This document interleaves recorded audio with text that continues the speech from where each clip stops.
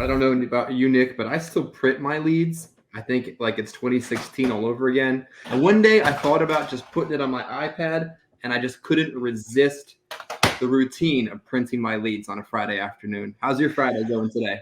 My Friday's going great. My printer rarely even works anymore. I feel like every time I need to print something, I have to like fight with it to get it to actually work.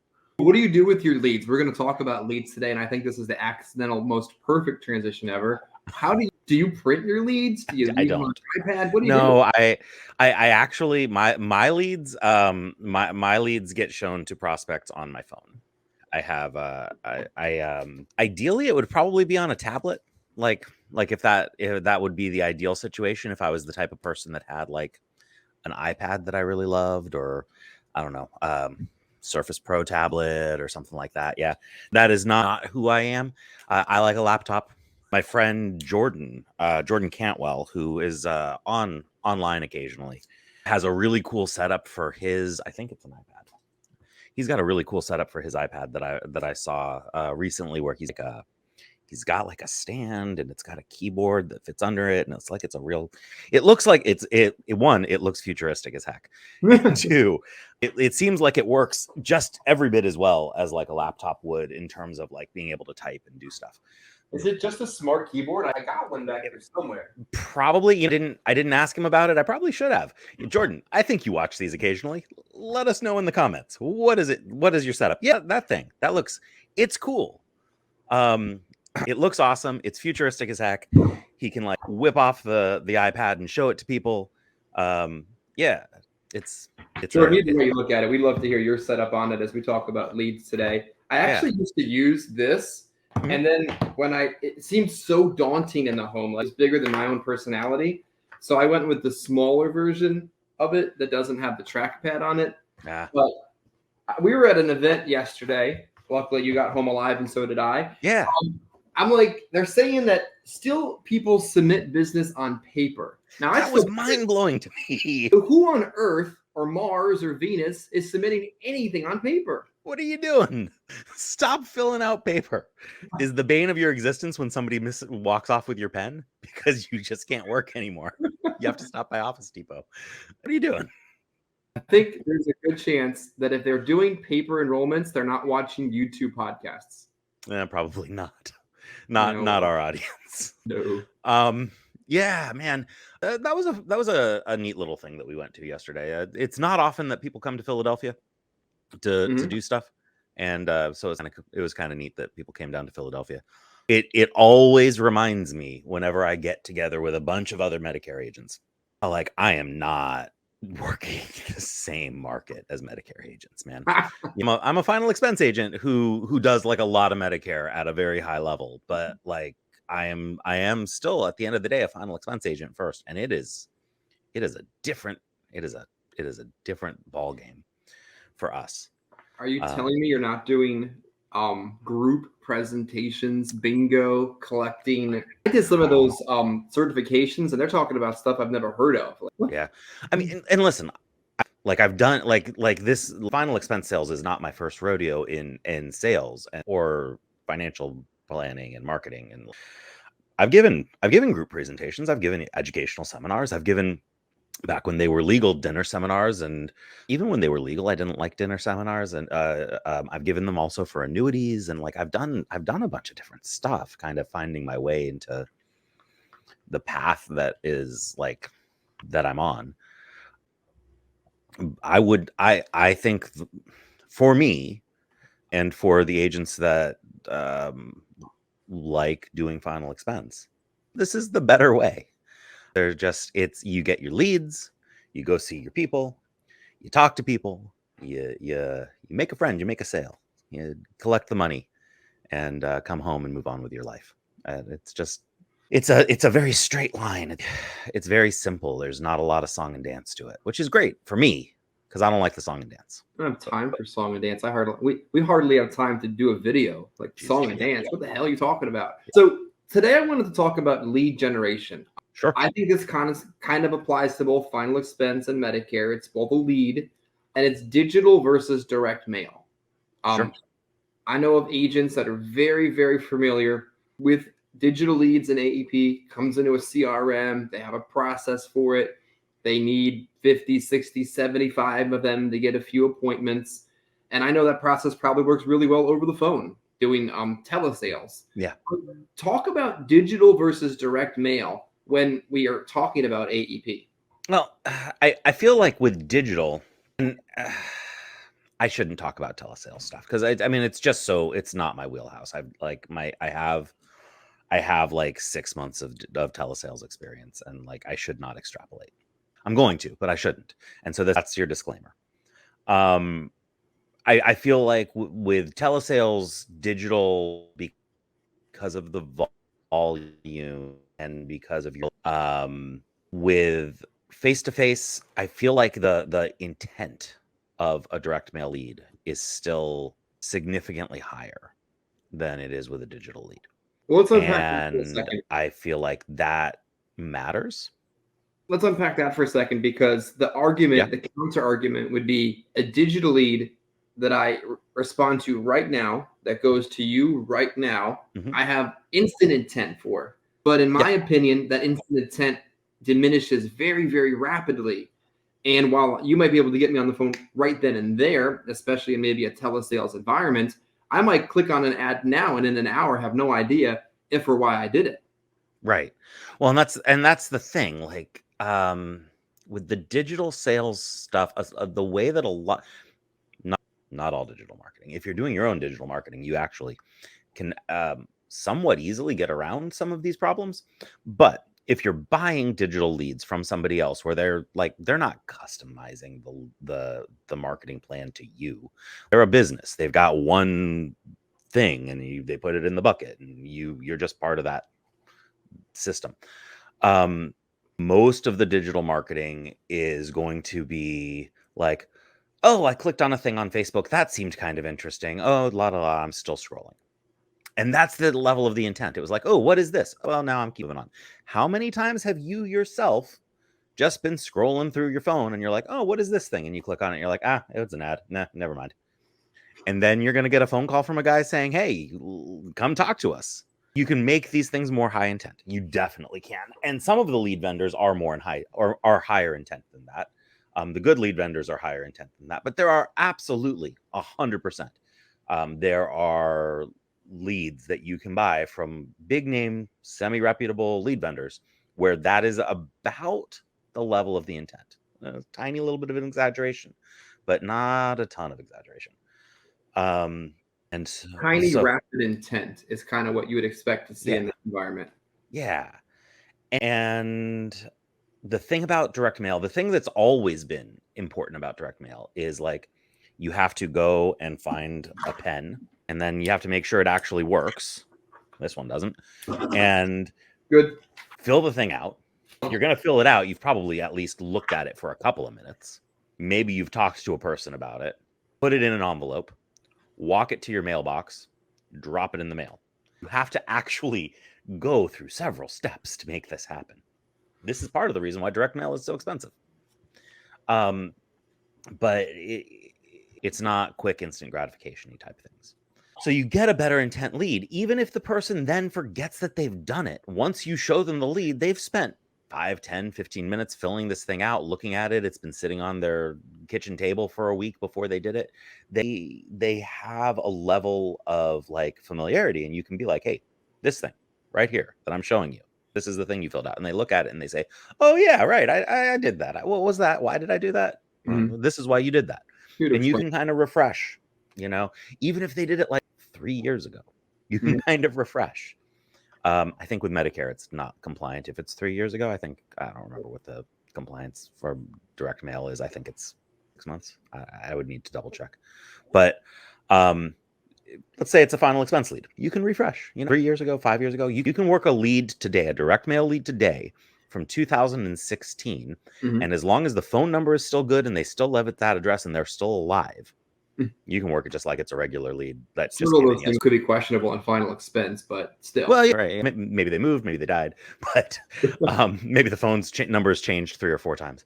But if those 3 things are true, still alive, still same phone number, still living at the same place, you can work it exactly as though it had just come in today, and you would notice 0 difference. Yeah, I took a spreadsheet of direct mail in West Philadelphia, in our neutral zone in Delaware County, Yeah.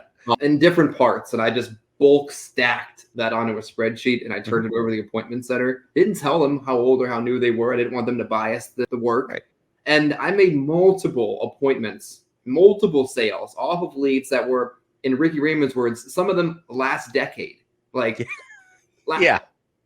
unfortunately, one of them are bought and then died a month later. I'm like, I mean, you got to be Mhm. kidding me with this. That's unfortunate, but that'll happen, right? But Oh well. I think we also had an interesting observation last night, at least I did, in the cost per acquisition to acquire a client versus the lead cost. I think Yes. when we talk digital, when we talk direct mail, when we talk to a lot of ground force agents, they get wrapped up in lead cost. That person told me to screw off. I just wasted $20. Horrible mindset. Wrapped up in the lead cost just went up $20 or $2, sometimes 20 in certain states.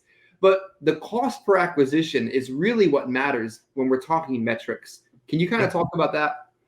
Yeah, and it's a thing that Medicare agents are very mindful of because they get paid by bodies on their book of business, and it's a thing that final expense agents are not very mindful of.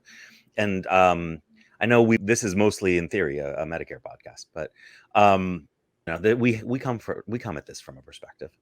If you're spending $800 a week on leads and you are selling 5 people for your $800 a week lead spend, I'll divide 5 into 800, and that's your cost for acquisition, right? Like that's how much it costs you to get each of those 5 people on your book of business. If you sell 8 people, you're at $100. If you sell 10 people, hey, you're at under $100. For Medicare, $100 is the kind of the gold standard. I think people would be very happy with like up to like $200, and they'd probably be pretty okay if that was your CPA. But the other thing that they talked about last night that I thought was interesting was your CPA versus like your CPA at 3 months, and like subtracting all of your rapid disenrollments out of your full CPA, which I think a lot of Medicare agents don't do, and they probably should. I feel like a lot of Medicare agents count rewrites as like new business and don't remove rapid disenrollments as not counting in business that they've written when they put together their own personal metrics. Like rewrites aren't new money, man. You don't. Maybe you make $3 more on a rewrite than you would have made anyway. That's not new money. Like don't like I don't know. The size of your book of business is the only thing that matters. How much money you spend to get there is important, and ideally should be going down the longer you've been in the industry. But with Medicare, bigger is better. Can you explain the term LTV? I know there's a lot of folks that watch this. It's Medicare focused, but they might be life insurance type folks. And the LTV term might be strange to them. Sorry, I was not expecting LTV. LTV lead. What? Long-term value, right? Or Oh, long your revenue or long-term something. value. Yeah. Sorry, acronyms make my head swim. Yeah, the long-term value, like the Medicare's a long-term game, right? The LTV of your book, the long-term value of your book, is the most important thing. So, like the exercise that I do when an agent comes up to me and they're like, "Hey, Nick, I'm thinking about getting into selling Medicare. I sell final expense. I'm pretty comfortable at it. I've got a process. I know what I'm doing." I say, "Okay, great. Then we can have a conversation about you adding in Medicare." They say, "Why should I do this? What's the point?" And I say, "Okay, I want you to just tell me off the top of your head, how many people do you think you write a final expense policy on? How many final expense apps do you write per year?" Most final expense agents know this within like 10 or 15 people. Let's say that number is 400. That's very high. Most people don't write 400 a year, but let's say it's 400. Makes my math easy. If you can convert 1/4, 1 out of every 4 people that you talk to, if you can convert them into also becoming a Medicare client, which is, again, you're only talking about people you've already sold life insurance to already. We So already know you you. should probably be doing more than 1 out of 4. But let's say you only do 1 out of 4. That's 100 people a year. that you're adding to your Medicare. 100 people this year is $30,000 next year. 100 people this year and next year is $60,000 in year 3. Do that for 3 years and it's $90,000. And that's in your renewal base. That's a $90,000 renewal base. Do that for 4 years, it's a $120,000 renewal base. Do that for 5 years and you're at a $150,000 renewal base. Do that for 6 years and you're at it's very easy math, you know? Like you just scale, add 30,000 to the previous number for however many years you want to do this. And every single year you give yourself a $30,000 a year raise. If you are doing a pretty bad job and only taking 1/4 of the people that you are seeing and turning them into Medicare clients. Because remember, 99.9% of the final expense people that you are seeing are Medicare prospects. So if you're only able to close like 25% of the people that you sit with on Medicare, you're doing something wrong. But maybe you're bad at this. Maybe you're terrible at selling Medicare. Maybe you just don't want to put the time in. 100 people a year for like 8 years has got you like $250,000 in renewals for the rest of your life. You can accidentally write 100 people a Medicare plan, like accidentally stumble into Sunfire and click a button by mistake and write 100 people if you're working full time. Like, yeah, you wouldn't if to do 100 people a year, 2 people a week, right? 2 people a week. You wouldn't even need to add any extra field time. It would cost you 0 extra time in the field.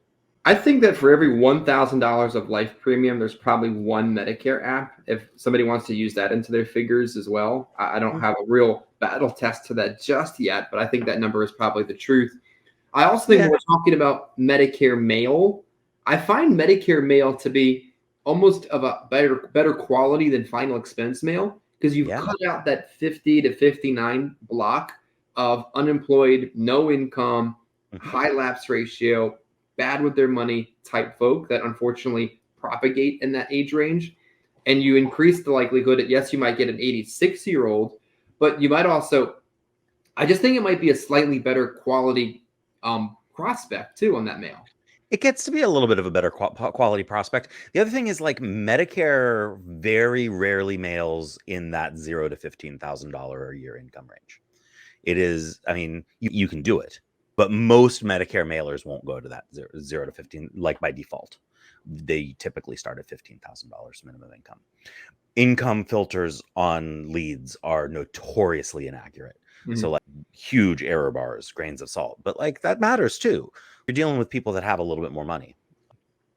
I don't know. It all adds up. There's a lot of good Medicare lead programs out there. Now, by the way, this is going to go up, what, like October? Yeah, like beginning of October. So now is not a good time to be dropping Medicare mail. More mail, but yeah, not your initial mail. Yeah. Like this is like now is not the time to be dropping mail for AAP. You can maybe get into a program that's already dropped mail and buy set cost leads off of them, or you can buy final expense leads, and you can go sell a bunch of final expense and then go back to those people and sell them Medicare, which is a very, very reasonable, compliant thing to do. If you're running your final expense business right, you are not putting in a 40-hour week in the field. Chris, I can think of one agent that I know of that puts in 40 hours actually in the field. I mean, how many agents can you think of off the top of your head that put in like 5 days a week? I think it really depends on where not counting travel time. No, I don't think it's that many because we're talking to maybe a veteran audience, but I think it depends on where you are in your journey. I feel like if you're in your first 1 to 2 years, you need to be doing 5 days a week. That just, you have no money more than likely. You have no skill. You have no book of business, nothing to your name but work ethic. Then I think in year 2 to 3, you might be able to do 4 days. And then by year 3 to 5, 3 days based off of all the factors to go into that.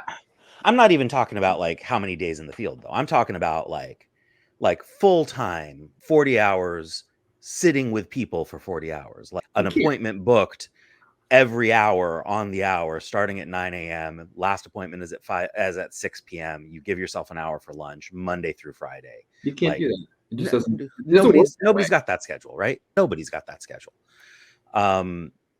Like nobody's running that many appointments. Nobody's running 40 appointments a week. 41-hour appointments. Nobody's running 22-hour appointments a week. Like I just don't know. Like I don't know of anybody who's doing that. You have the time to then like go see some people and talk to them about Medicare in those in between times. Those in between times, 1000% exist.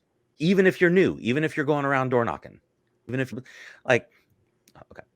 If you are new and you don't know what you're doing and you don't know how to fill your schedule on a final expense basis and you are struggling to give enough presentations a week, you should not be trying to add in Medicare. This is advice for people who already know how to give 10 to 12 presentations of final expense week in, week out, every single week, and know how to close them and are writing like between $3,500 and $5,500 minimum of AP week in, week out consistently, and they know what they're doing. We're not talking to you if you're not that person. If you're not that person, get better at one thing before you add in a second thing. Fair enough. I also think when it comes to digital marketing, although maybe the mailbox can be full with mail cards this time of year, all kinds of the time of year, but I feel like if you click on one ad, you get retargeted for like 10 others. So not only might that person be responding to your ad right away, they might have just responded to 3 others and get 10 other phone calls. And yes, it might be an instant response, but now they're getting retargeted all over social media. I mean, yeah. So I don't know. I feel like there can be very good digital experiences for people, and it's not necessarily for everybody. You need to know what you're getting, and realistically, your CPA is going to be the same, probably, whether you use direct mail or digital, and it might actually be higher if you're using digital, even though on paper it looks lower. And I think that's really the takeaway. Like like final expense agents don't think of things that way, and they're not used to thinking about things that way. But that is the reality, is that for many people, digital advertising seems less expensive, but at the end of the day, your cost per acquisition is usually higher, which means it's actually more expensive. So I think a homework assignment for anybody watching this might be to consider how much are you really paying to purchase a client. Do the math on that, and don't do it over one day or 1 week, but really take the time and figure out, if you're questioning what type of marketing to do and you're currently selling right now, how much does it cost me to acquire a client? Yeah. And I think our hot take of the day might be perfectly in line with today's conversation if you're ready to tackle today's hot take. I am, and we're going to have to make it a super fast hot take because we're at 25 minutes on this already. How did we talk so much about this? Vanity metrics have ruined the business. People believe everything they read on Facebook, and Facebook has poisoned the well of this business, and vanity metrics have ruined what we've done. Vanity metrics suck. I don't think it's ruined anything. I think that's a real strong opinion, but like nothing that you read online is true. Here is something that is true that blows the mind of pretty much every agent that I talk to that spends a lot of time online. The average Medicare agent, average, not bad ones, not the great ones, average, writes 12 MAPDs a year. What do you even do with that? That's average, 12. The average final expense agent writes less than $10,000 in premium a month. Yeah, I can see that one. But yet everybody online is writing half of them, $500,000, has teams doing $20 million. I think we have a little bit of a connection issue, but it just seems like when you know those averages and you compare it to what people say, you can tell how absolutely fake most of what they're saying really is. Yeah. I mean, it is bad. But the longer you're in the business, the more you can kind of spot the nonsense. And that is the beauty of it, it's a good business to be in. Stay in it for a long time, and you'll start realizing how much of what is said online is just a recruiting tactic. So anyway, we are having some connection issues, and we're running a little long, so we should probably all good. We're going to cut it right here. Appreciate you guys watching today. Like, comment, and subscribe. We'll see you next week on another episode of The Wild Pitch.